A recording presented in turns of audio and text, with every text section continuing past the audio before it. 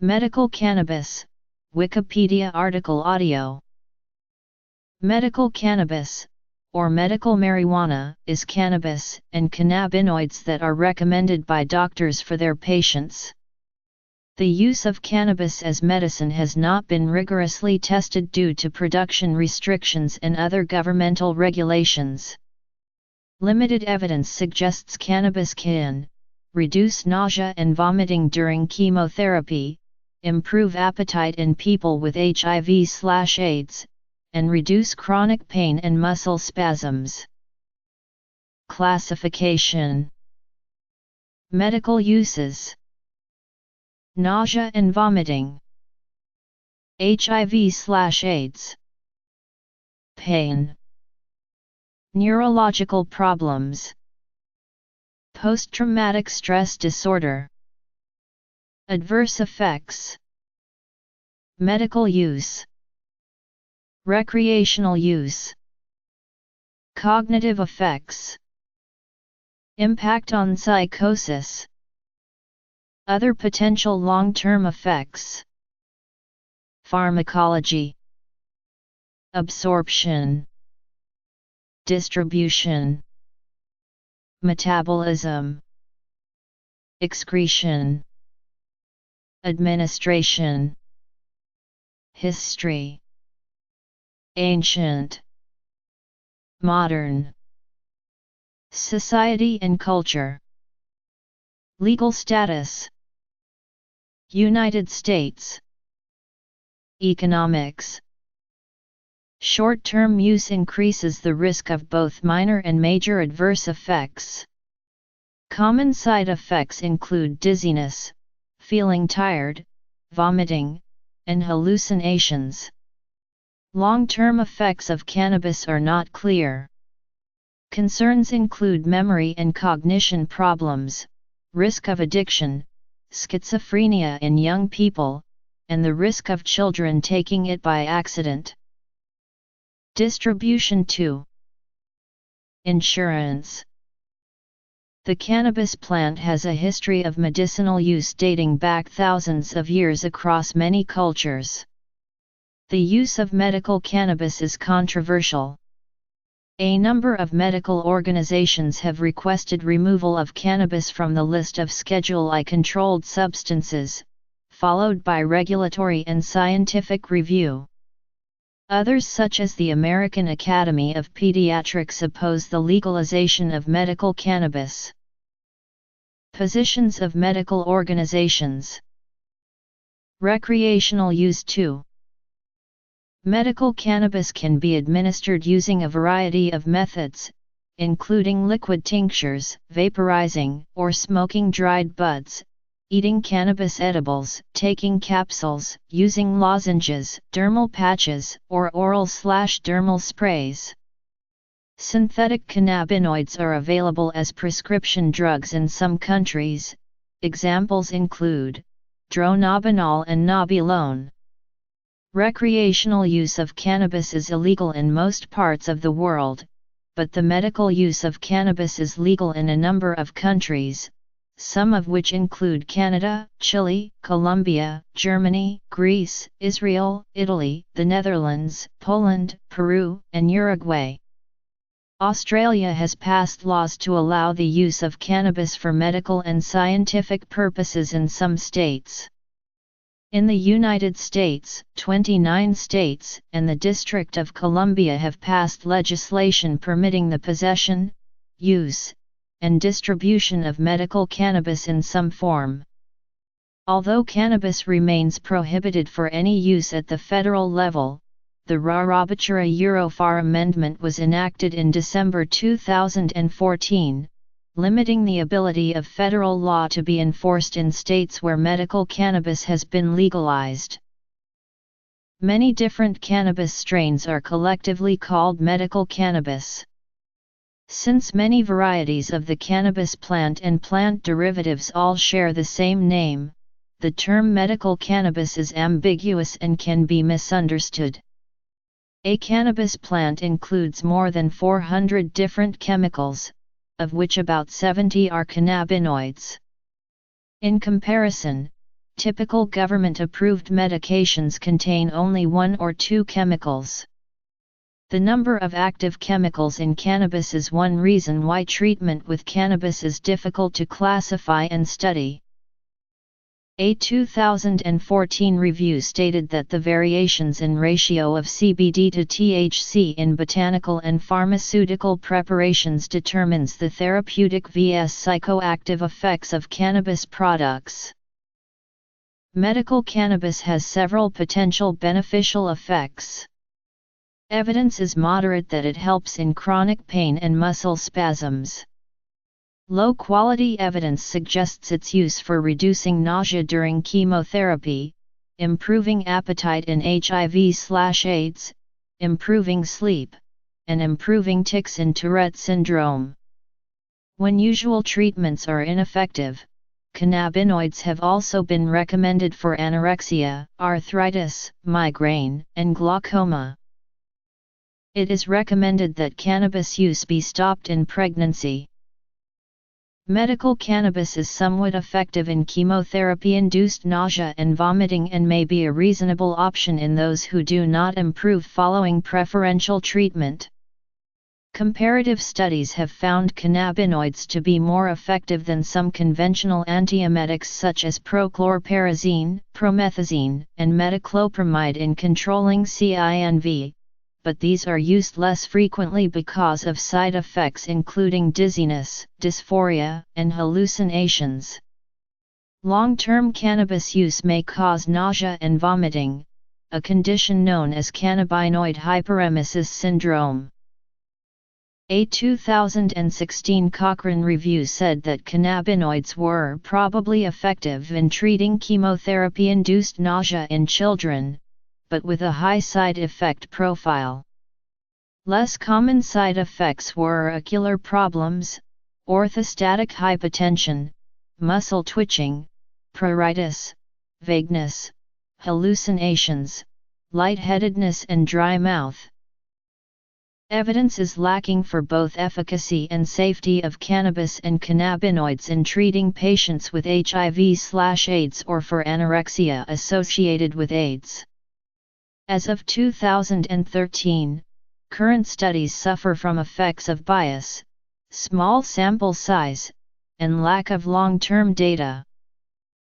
A 2017 review found moderate to high-quality evidence for effectiveness of cannabis in relieving chronic pain in several conditions, particularly when inhaled. Another review found tentative evidence for use of cannabis in treating peripheral neuropathy, but little evidence of benefit for other types of long-term pain. When cannabis is inhaled to relieve pain, blood levels of cannabinoids rise faster than when oral products are used, peaking within 3 minutes and attaining an analgesic effect in 7 minutes. A 2014 review found limited and weak evidence that smoked cannabis was effective for chronic non-cancer pain. A 2015 meta-analysis found that inhaled medical cannabis was effective in reducing neuropathic pain in the short term for 1 in 5 to 6 patients. Another 2015 review found limited evidence that medical cannabis was effective for neuropathic pain when combined with traditional analgesics. A 2011 review considered cannabis to be generally safe, and in palliative care, its use appears safer than opioids. The efficacy of cannabis in treating neurological problems, including multiple sclerosis, epilepsy, and movement problems, is not clear. Studies of the efficacy of cannabis for treating multiple sclerosis have produced varying results. The combination of I9-tetrahydrocannabinol and cannabidiol extracts gives subjective relief of spasticity, though objective post-treatment assessments do not reveal significant changes.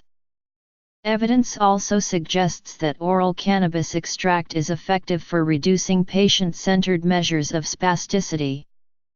A trial of cannabis is deemed to be a reasonable option if other treatments have not been effective. Its use for MS is approved in 10 countries. A 2012 review found no problems with tolerance, abuse, or addiction. There is tentative evidence that medical cannabis is effective at reducing post-traumatic stress disorder symptoms, but, as of 2015, there is insufficient evidence to confirm its effectiveness for this condition. There is insufficient data to draw strong conclusions about the safety of medical cannabis. Typically, adverse effects of medical cannabis use are not serious. These include tiredness, dizziness, cardiovascular, psychoactive effects, and increased appetite. Tolerance to these effects develops over a period of days or weeks. The amount of cannabis normally used for medicinal purposes is not believed to cause any permanent cognitive impairment in adults, though long-term treatment in adolescents should be weighed carefully as they are more susceptible to these impairments. Withdrawal symptoms are rarely a problem with controlled medical administration of cannabinoids. The ability to drive vehicles or to operate machinery may be impaired until a tolerance is developed. Although supporters of medical cannabis say that it is safe, further research is required to assess the long-term safety of its use. Tetrahydrocannabinol, the principal psychoactive constituent of the cannabis plant, has low toxicity while the LD50 is high. Acute effects may include anxiety and panic, impaired attention and memory, an increased risk of psychotic symptoms, and possibly increased risk of accidents if a person drives a motor vehicle while intoxicated. Psychotic episodes are well documented and typically resolve within minutes or hours. There have been few reports of symptoms lasting longer. According to the United States Department of Health and Human Services, there were 455,000 emergency room visits associated with cannabis use in 2011. These statistics include visits in which the patient was treated for a condition induced by or related to recent cannabis use. The drug use must be implicated in the emergency department visit, but does not need to be the direct cause of the visit. Most of the illicit drug emergency room visits involved multiple drugs. In 129,000 cases, cannabis was the only implicated drug. Effects of chronic use may include bronchitis, a cannabis dependence syndrome, and subtle impairments of attention and memory. These deficits persist while chronically intoxicated. Compared to non-smokers, people who smoked cannabis regularly in adolescence exhibit reduced connectivity in specific brain regions associated with memory, learning, alertness, and executive function. One study suggested that sustained heavy, daily, adolescent-onset cannabis use over decades is associated with a decline in IQ by age 38. With no effects found in those who initiated cannabis use later, or in those who ceased use earlier in adulthood. There has been a limited amount of studies that have looked at the effects of smoking cannabis on the respiratory system. Chronic heavy marijuana smoking is associated with coughing, production of sputum, wheezing, coughing, and other symptoms of chronic bronchitis. Regular cannabis use has not been shown to cause significant abnormalities in lung function. Cannabis smoke contains thousands of organic and inorganic chemical compounds. This tar is chemically similar to that found in tobacco smoke, and over 50 known carcinogens have been identified in cannabis smoke, including nitrosamines, reactive aldehydes, and polycyclic hydrocarbons, including benzpyrene. Light and moderate use of cannabis is not believed to increase risk of lung or upper airway cancer. Evidence for causing these cancers is mixed concerning heavy, long-term use. In general, there are far lower risks of pulmonary complications for regular cannabis smokers when compared with those of tobacco. Combustion products are not present when using a vaporizer, consuming THC in pill form, or consuming cannabis edibles. There is serious suspicion among cardiologists, spurring research but falling short of definitive proof, that cannabis use has the potential to contribute to cardiovascular disease. Cannabis is believed to be an aggravating factor in rare cases of arteritis, a serious condition that in some cases leads to amputation. Because 97% of case reports also smoked tobacco, a formal association with cannabis could not be made. If cannabis arteritis turns out to be a distinct clinical entity, it might be the consequence of vasoconstrictor activity observed from delta-8 THC and delta-9 THC. Other serious cardiovascular events including myocardial infarction, stroke, sudden cardiac death, and cardiomyopathy have been reported to be temporally associated with cannabis use. Research in these events is complicated because cannabis is often used in conjunction with tobacco, and drugs such as alcohol and cocaine. These putative effects can be taken in context of a wide range of cardiovascular phenomena regulated by the endocannabinoid system and an overall role of cannabis in causing decreased peripheral resistance and increased cardiac output, which potentially could pose a threat to those with cardiovascular disease. Cannabis usually causes no tolerance or withdrawal symptoms except in heavy users. In a survey of heavy users, 42.4% experienced withdrawal symptoms when they tried to quit marijuana, such as craving, irritability, boredom, anxiety, and sleep disturbances. About 9% of those who experiment with marijuana eventually become dependent. The rate goes up to 1 in 6 among those who begin use as adolescents, and 1/4 to 1/2 of those who use it daily, according to a NIDA review. A 2013 review estimates daily use is associated with a 10 to 20% rate of dependence.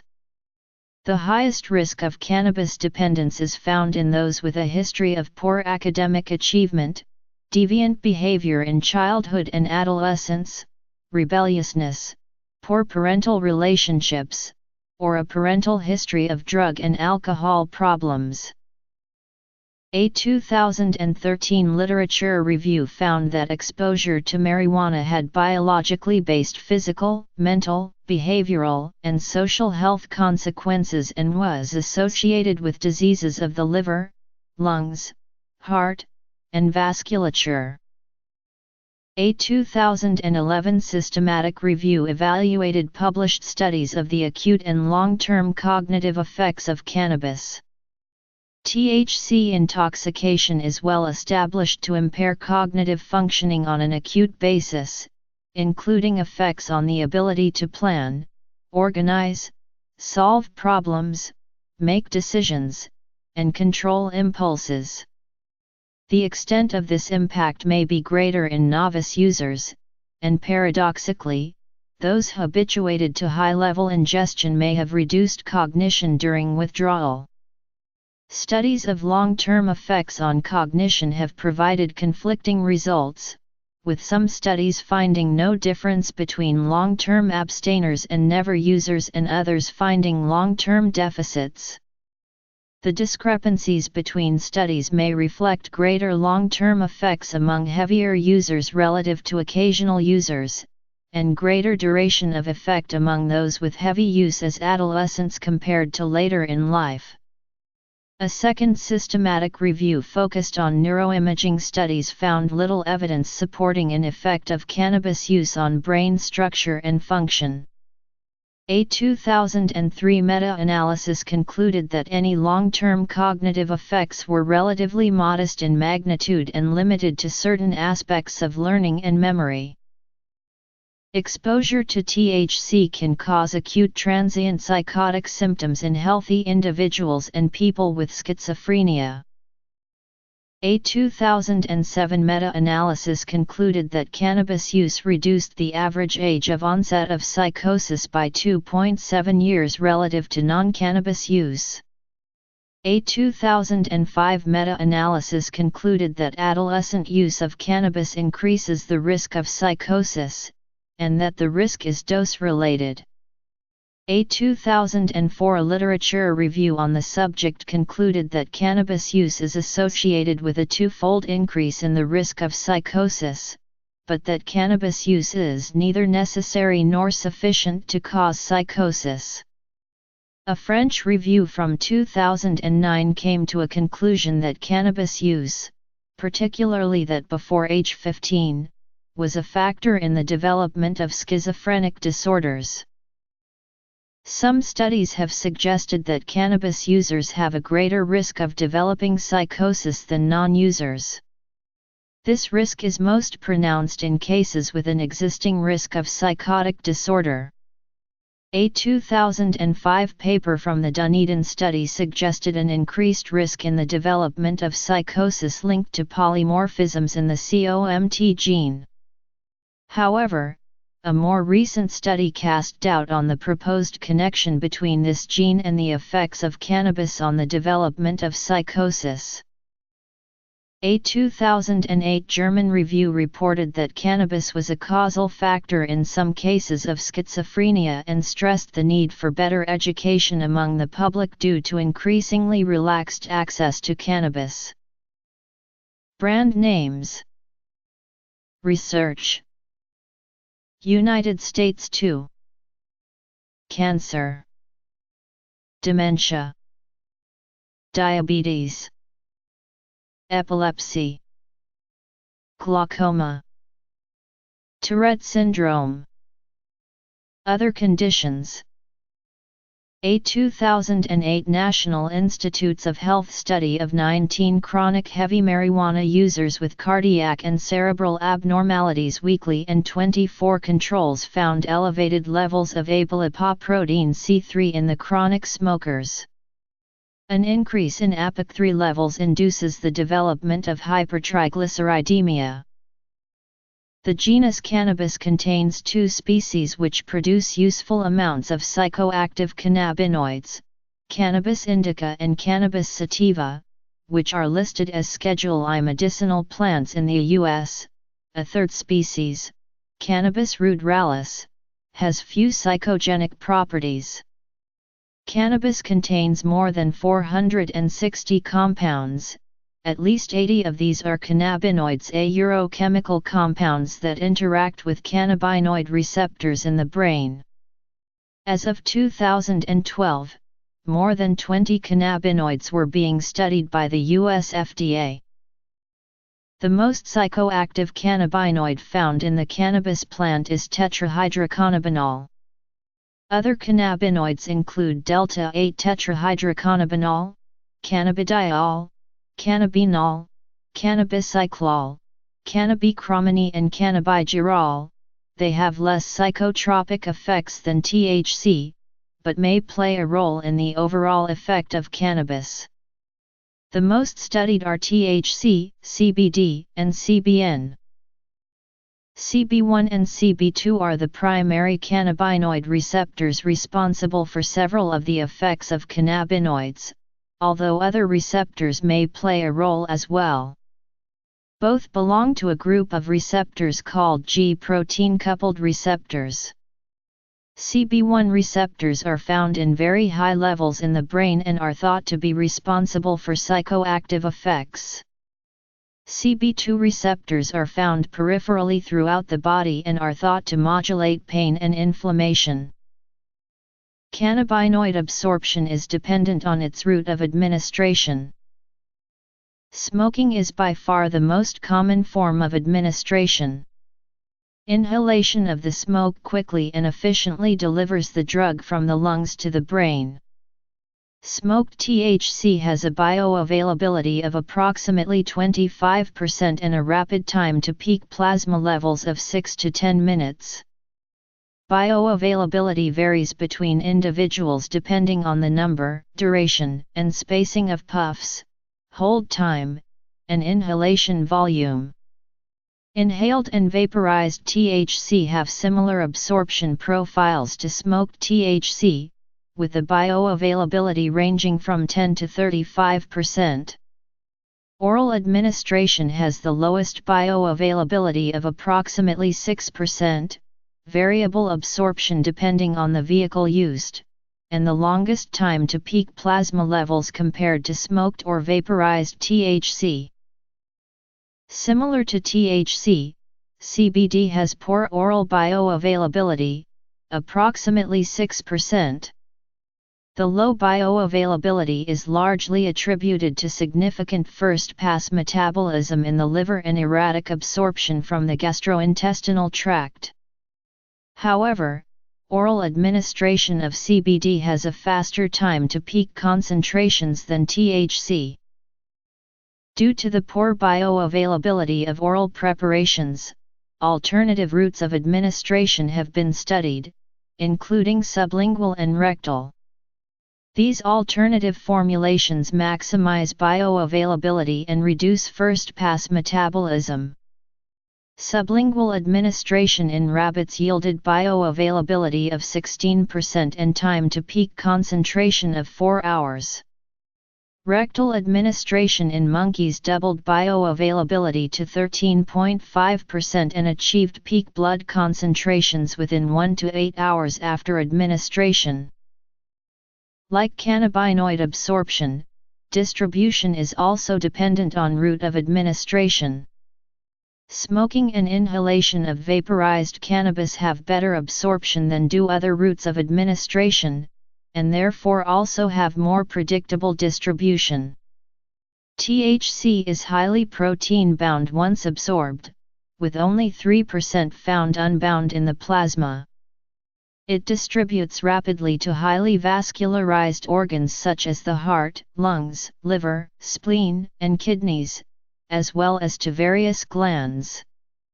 Low levels can be detected in the brain, testes, and unborn fetuses, all of which are protected from systemic circulation via barriers.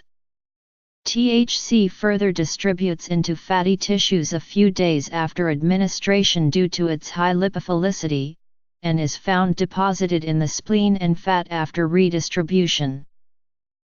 Delta-9 THC is the primary molecule responsible for the effects of cannabis.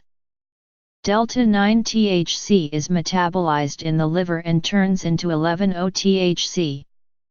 11-O-THC is the first metabolic product in this pathway. Both delta-9 THC and 11-O-THC are psychoactive. The metabolism of THC into 11-O-THC plays a part in the heightened psychoactive effects of edible cannabis. Next, 11-O-THC is metabolized in the liver into 11-COOH-THC, which is the second metabolic product of THC. 11-COOH-THC is not psychoactive. Ingestion of edible cannabis products lead to a slower onset of effect than the inhalation of it because the THC travels to the liver first through the blood before it travels to the rest of the body. Inhaled cannabis can result in THC going directly to the brain, where it then travels from the brain back to the liver in recirculation for metabolism. Eventually, both routes of metabolism result in the metabolism of psychoactive THC to inactive 11-COOH-THC. Due to the large propensity of THC and CBD being hepatically metabolized, a majority of their metabolites are excreted via feces than in the urine. After delta-9 THC is hydroxylated into 11-O-THC via CYP2C9, CYP2C19, and CYP3A4, it undergoes phase 2 metabolism into more than 30 metabolites. A majority of these metabolites are products of glucuronidation. Approximately 65% is excreted in feces and 25% in the urine, while the remaining 10% is excreted by other means. The terminal half-life is approximately 25 36 hours. CBD is hydroxylated by P450 liver enzymes into 7-O-CBD. Its metabolites are products of primarily CYP2C19 and CYP3A4 activity, with potential activity of CYP1A1, CYP1A2, CYP2C9, and CYP2D6. Similar to delta-9 THC, a majority of CBD is excreted in feces and some in the urine. The terminal half-life is approximately 32 hours. Smoking is the means of administration of cannabis for many consumers, and the most common method of medical cannabis consumption in the U.S. as of 2013. It is difficult to predict the pharmacological response to cannabis because concentration of cannabinoids varies widely, as there are different ways of preparing cannabis for consumption and a lack of production controls. The potential for adverse effects from smoke inhalation makes smoking a less viable option than oral preparations. Cannabis vaporizers have gained popularity because of the perception among users that less harmful chemicals are ingested when components are inhaled via aerosol rather than smoke.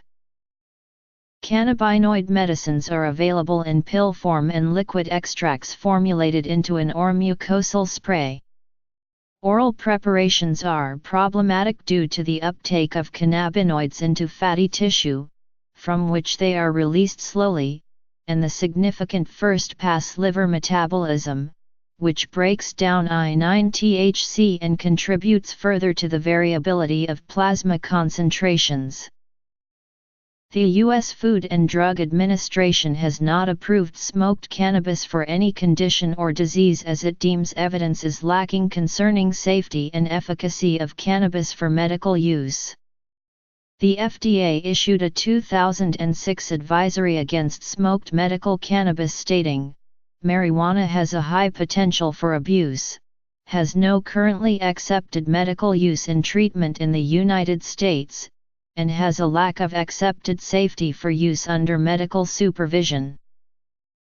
Cannabis, called ma-e degree or de ma-e degree in Chinese, was used in Taiwan for fiber starting about 10,000 years ago. The botanist Huilin Li wrote that in China, the use of cannabis in medicine was probably a very early development. Since ancient humans used hemp seed as food, it was quite natural for them to also discover the medicinal properties of the plant. Emperor Shen Nung, who was also a pharmacologist, wrote a book on treatment methods in 2737 BCE that included the medical benefits of cannabis. He recommended the substance for many ailments, including constipation, gout, rheumatism, and absent-mindedness. Cannabis is one of the 50 fundamental herbs in traditional Chinese medicine.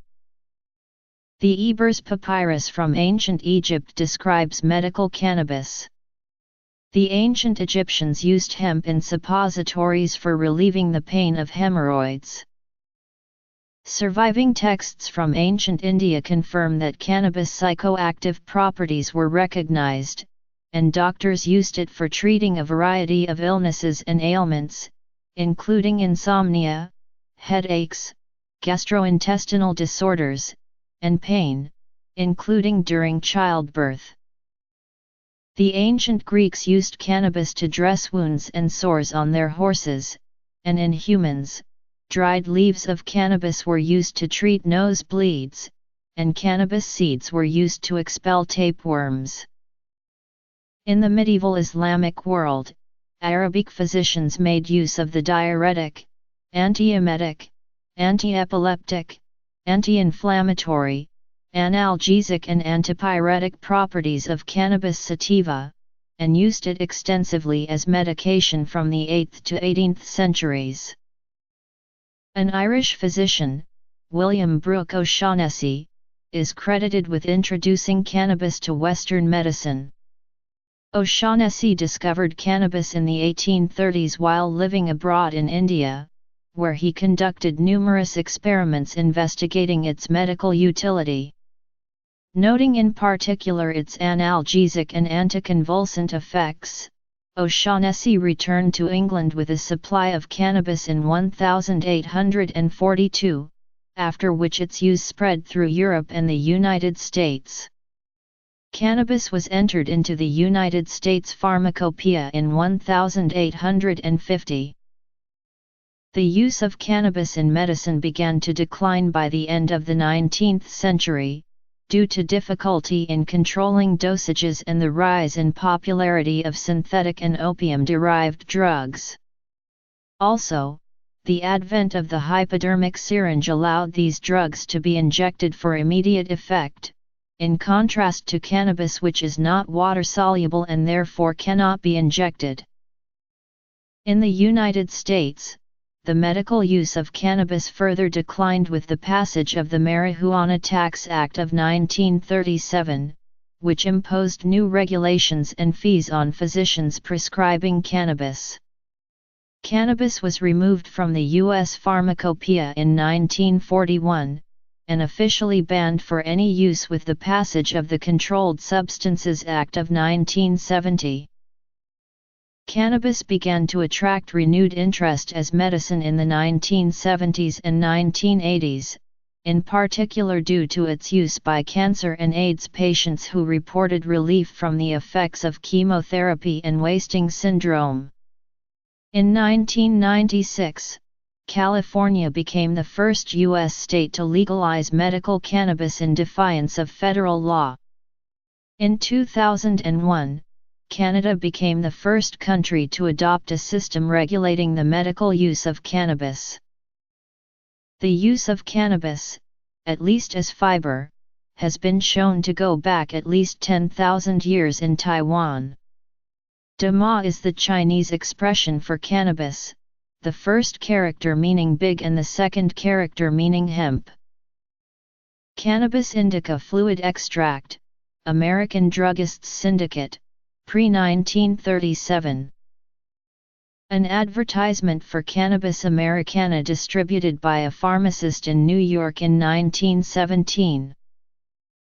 The Ebers Papyrus from ancient Egypt has a prescription for medical marijuana applied directly for inflammation.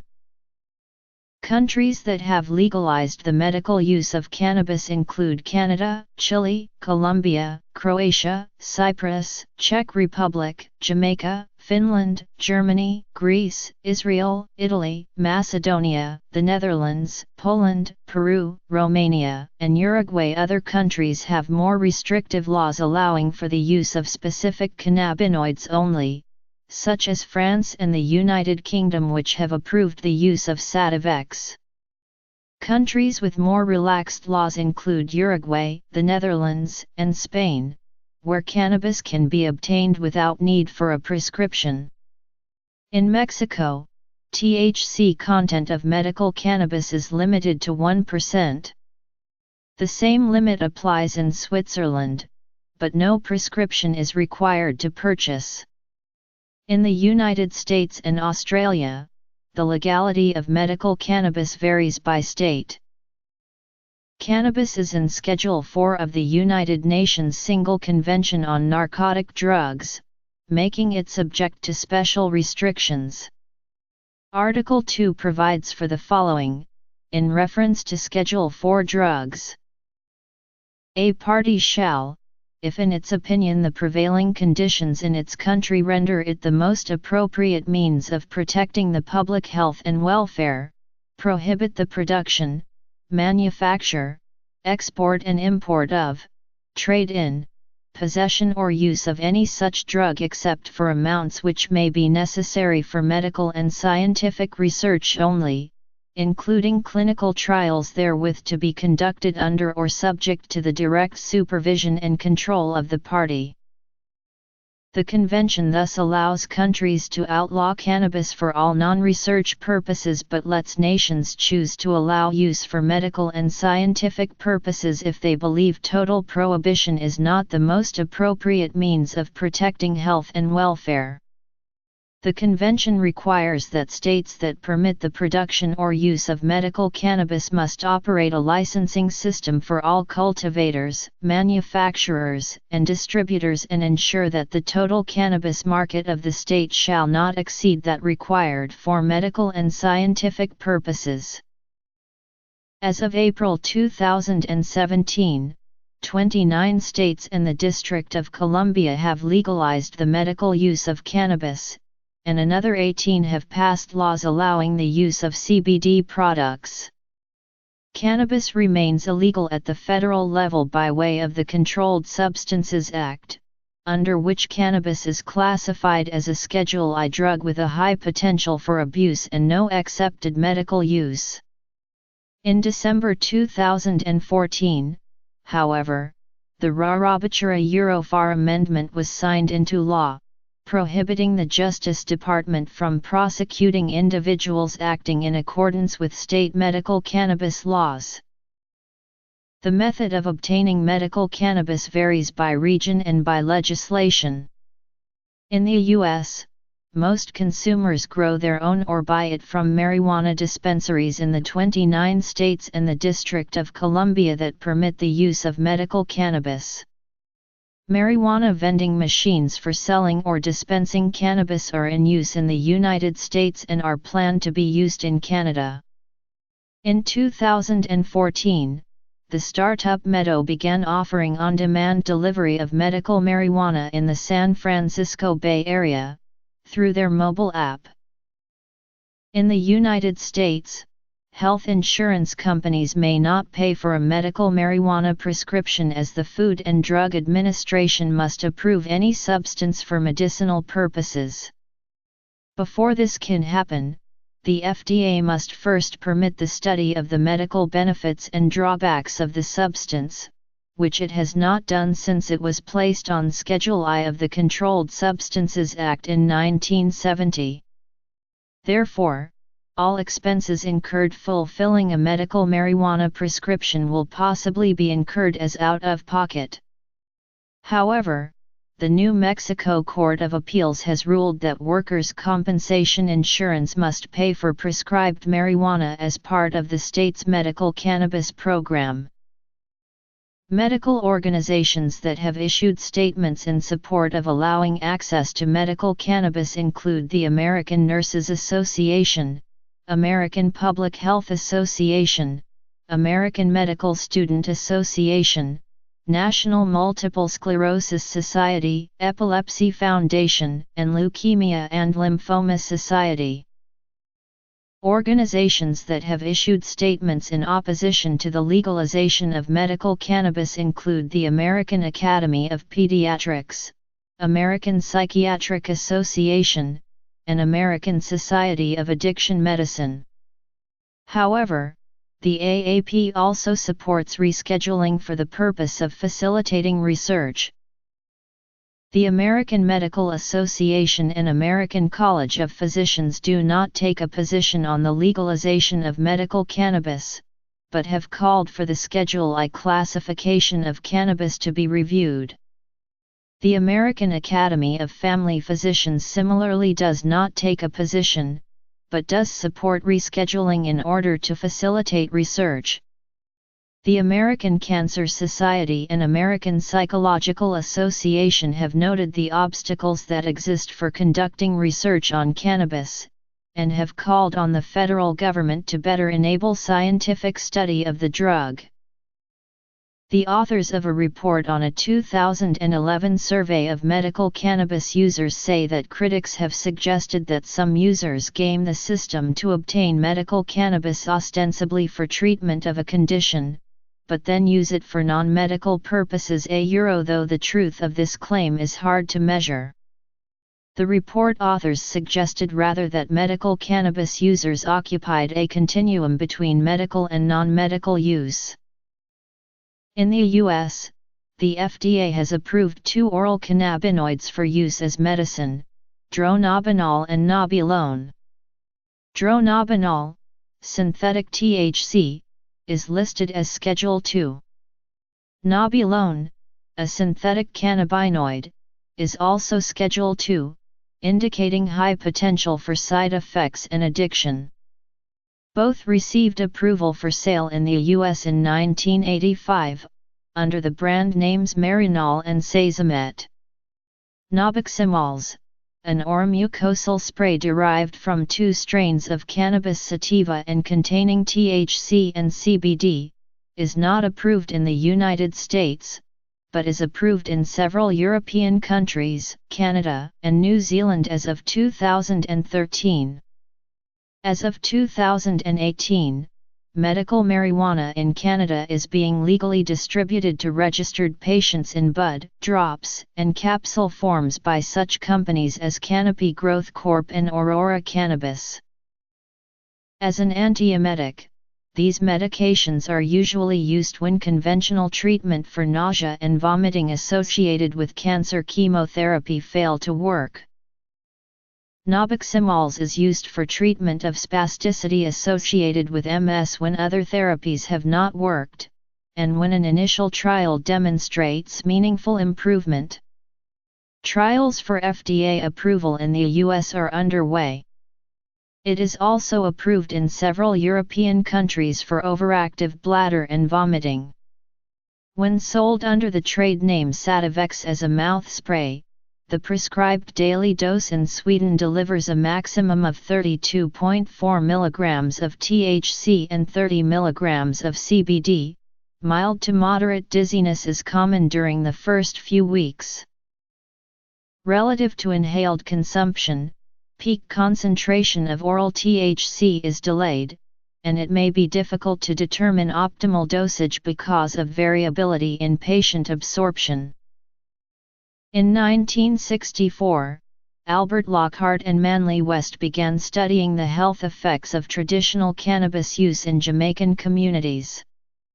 They developed, and in 1987 gained permission to market, the pharmaceutical cannabidiol, one of the first cannabis extracts.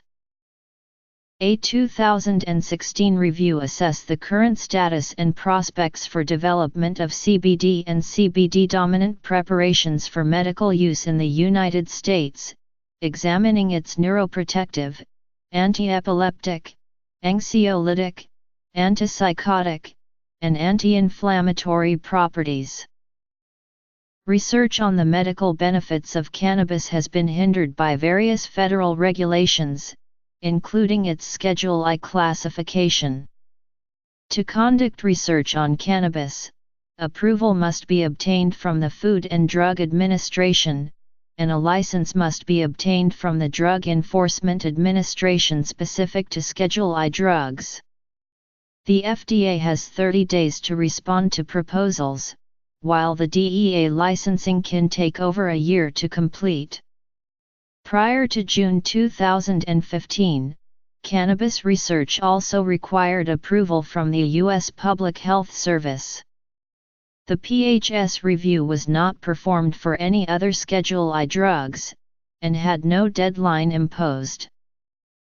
In addition to the FDA and DEA requirements, the National Institute on Drug Abuse must review and approve all cannabis research.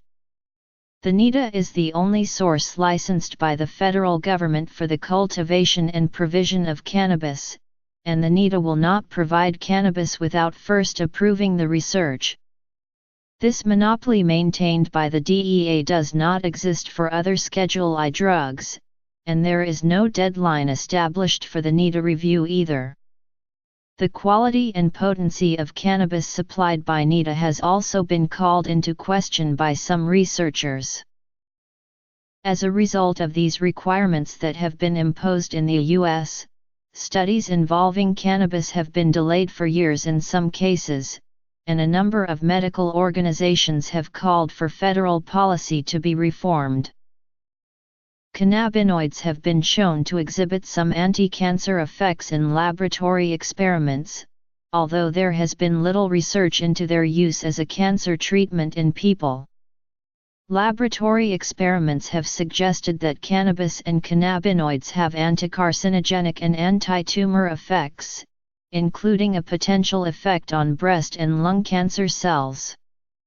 The National Cancer Institute reports that as of November 2013 there have been no clinical trials on the use of cannabis to treat cancer in people, and only one small study using delta-9 THC that reported potential antitumoral activity. While cannabis may have potential for refractory cancer pain, use as an antiemetic, and as an anti-tumor agent, much of the evidence comes from outdated or small studies, or animal experiments. Although there is ongoing research, claims that cannabis has been proved to cure cancer are, according to Cancer Research UK, both prevalent on the internet and highly misleading. There is no good evidence that cannabis use helps reduce the risk of getting cancer. Whether smoking cannabis increases cancer risk in general is difficult to establish since it is often smoked mixed with tobacco, a known carcinogen, and this complicates research. Cannabis use is linked to an increased risk of a type of testicular cancer. The association of cannabis use with head and neck carcinoma may differ by tumor site, with both possible pro- and anticarcinogenic effects of cannabinoids. Additional work is needed to rule out various sources of bias, confounds and misclassification of cannabis exposure. Cannabinoids have been proposed to have the potential for lessening the effects of Alzheimer's disease. A 2012 review of the effect of cannabinoids on brain aging found that clinical evidence regarding their efficacy as therapeutic tools is either inconclusive or still missing. A 2009 Cochrane review said that the one small randomized controlled trial assessed the efficacy of cannabinoids in the treatment of dementia. Poorly presented results and did not provide sufficient data to draw any useful conclusions. There is emerging evidence that cannabidiol may help slow cell damage in diabetes mellitus type 1. There is a lack of meaningful evidence of the effects of medical cannabis use on people with diabetes. A 2010 review concluded that the potential risks and benefits for diabetic patients remain unquantified at the present time. A 2016 review in the New England Journal of Medicine said that although there was a lot of hype and anecdotes surrounding medical cannabis and epilepsy, current data from studies in humans are extremely limited, and no conclusions can be drawn. The mechanisms by which cannabis may be effective in the treatment of epilepsy remain unclear. Some reasons for the lack of clinical research have been the introduction of new synthetic and more stable pharmaceutical anticonvulsants, the recognition of important adverse side effects, and legal restrictions to the use of cannabis-derived medicines. Although in December 2015, the DEA has eased some of the regulatory requirements for conducting FDA-approved clinical trials on cannabidiol. Epidiolex, a cannabis-based product developed by GW Pharmaceuticals for experimental treatment of epilepsy, underwent Stage 2 trials in the U.S. in 2014. A 2017 study found that cannabidiol decreased the rate of seizures in those with Dravet syndrome but increased the rate of sleepiness and trouble with the liver.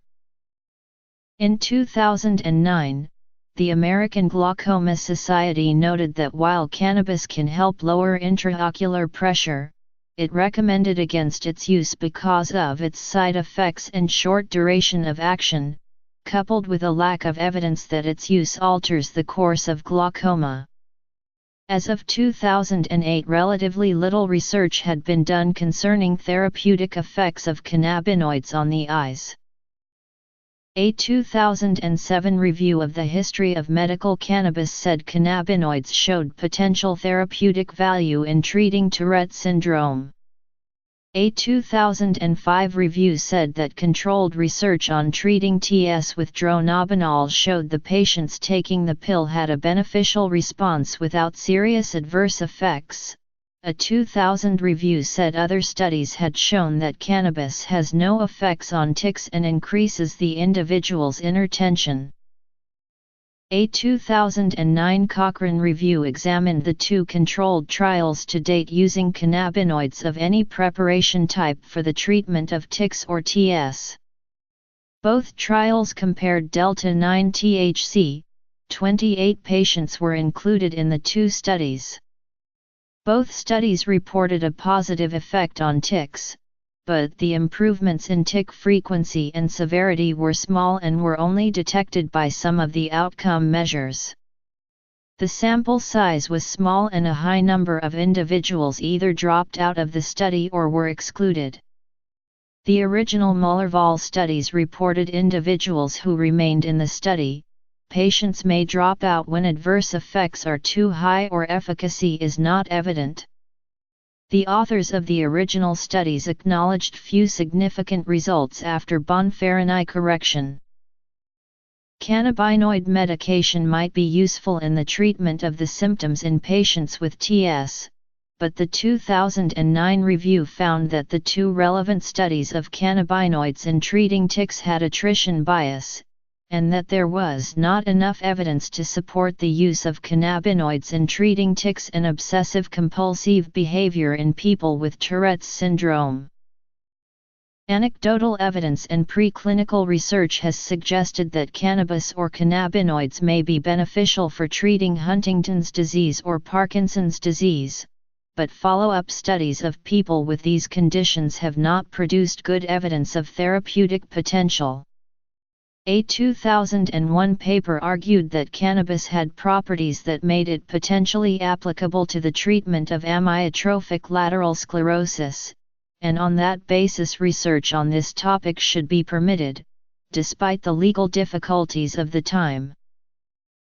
A 2005 review and meta-analysis said that bipolar disorder was not well controlled by existing medications and that there were good pharmacological reasons for thinking cannabis had therapeutic potential, making it a good candidate for further study. Cannabinoids have been proposed for the treatment of primary anorexia nervosa, but have no measurable beneficial effect. The authors of a 2003 paper argued that cannabinoids might have useful future clinical applications in treating digestive diseases. Laboratory experiments have shown that cannabinoids found in marijuana may have analgesic and anti-inflammatory effects.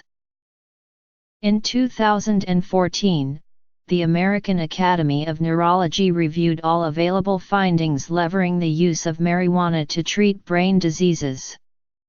The result was that the scientific evidence is weak that cannabis in any form serves as medicinal for curing or alleviating neurological disorders. To ease multiple sclerosis patients' stiffness, which may be accomplished by their taking cannabis extract by mouth or as a spray, there is support. The Academy has published new guidelines on the use of marijuana pills and sprays in the treatment of MS. Cannabis is being investigated for its possible use in inflammatory bowel disease, but as of 2014 there is only weak evidence for its benefits as a treatment. A 2007 review said cannabidiol had shown potential to relieve convulsion, inflammation, cough, congestion, and nausea, and to inhibit cancer cell growth. Preliminary studies have also shown potential over psychiatric conditions such as anxiety, depression, and psychosis. Because cannabidiol relieves the aforementioned symptoms, cannabis strains with a high amount of CBD may benefit people with multiple sclerosis or frequent anxiety attacks.